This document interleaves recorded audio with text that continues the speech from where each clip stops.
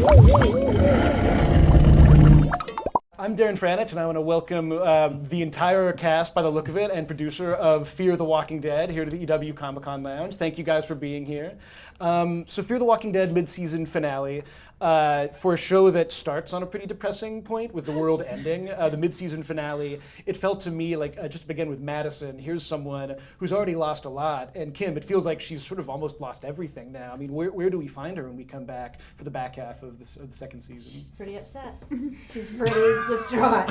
She's lost her partner and Travis and her son, Nick, and she's very hopeful to still find them. She's sort of frantically still searching for them, but you know, we get all a little separated there, as you saw at the end of the mid-season finale, and we get separated and we go off and have our journeys. And well, and what happened between Madison? You know, you were kind of saying like she lost her partner. I mean, Cliff, like there was so much. I mean, this is a show where there's a lot happening with the zombies, but there was so much happening with that relationship in the season. I mean, what do you think? Like, you know, does your character, does he feel like, is this the end for him and Madison? No, I just think it was the honorable thing to do. I mean, we're having problems with our kids, and you know, it's like I had to take care of my son, and it was just the right thing to do. It's like to focus on him and get that right, because he's not going to be any good to this family with this relationship with Madison if he can't figure out what to do with his son and help his son. Let's talk about that son for a second. Chris went on a bit of a journey this past few episodes. Yeah, it was a great journey for him. I mean, like, do you feel like I always kind of think with stories like this, there's that point where you worry, like, is a character just too far gone now? I mean, what was it like sort of playing this descent for your character? No, I think Chris sees some sort of perceived good because he has now embraced this world, this apocalypse world, and he was getting away from the problem, which he was the problem inside, and so he distanced himself from the family and just left. Mm-hmm. And that was him.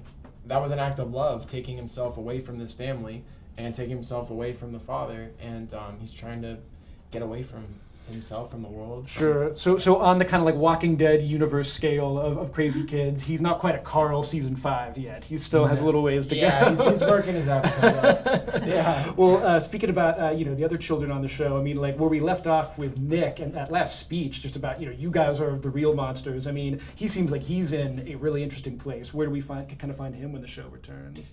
What speech was that? Well, like, he kind of had that line. He had that line. There's just sort of like, you know, this notion that like the real monsters weren't, you know, just this idea that he had to leave, right. Like basically, he, you know, this what he thought was safe isn't really the safe place. I mean, where do we kind of find him once he returned to the show? I think we find him walking off. Is that? Yeah. We find him walking. He's walking alive though. He's walking off. You're walking amongst I'd say out on he's your walking own amongst and losing your humanity. And yes, okay, out on my own and losing my humanity, and off on the old dusty trail to enlightenment. Mm-hmm.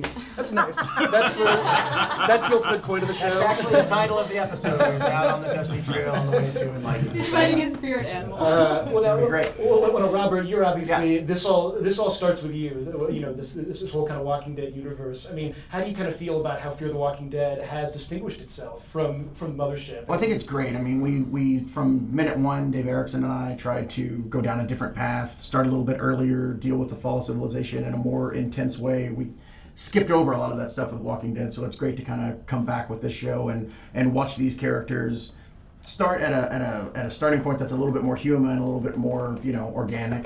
But what's exciting about where we're getting now is that we are finally getting to that point where the apocalypse is bearing down on these people, and it's really turning into this pressure cooker situation that's really causing a rapid evolution that will get us to a point where this is a much more savage, much more Walking Dead-esque situation moving forward. Well, So, and you know, to talk about that savagery, I mean, like this is a show with a body count. I mean, I'd be intrigued to know, you know, with a character like, let's say with Alicia. So you've already died once this season on television. Does that make it more or less likely that you'll die on Fear the Walking Dead? I'm hoping that my odds are better in this show. we'll see. I got mine in Vegas. Well, it's okay, don't worry. But yeah, no, I mean, like, we all signed on kind of knowing that this is part of the universe, and you have to go with it and trust the writers. So, you know. What's it kind of like when you're getting a new script? I mean, like, is there ever? I mean, like, I want you to know, with Strand especially. Here's a character who, he's relatively new this season. Is there always that concern when you're reading a new script? Like, this could be it. This could be the end. Oh, absolutely, because we're always in the we're playing the most highest stakes every single episode, and you never know, and many things happen to you. So hopefully you survive. Well, fantastic. Fear the Walking Dead. Thank you so much for being here, and stick around for more on EW.com.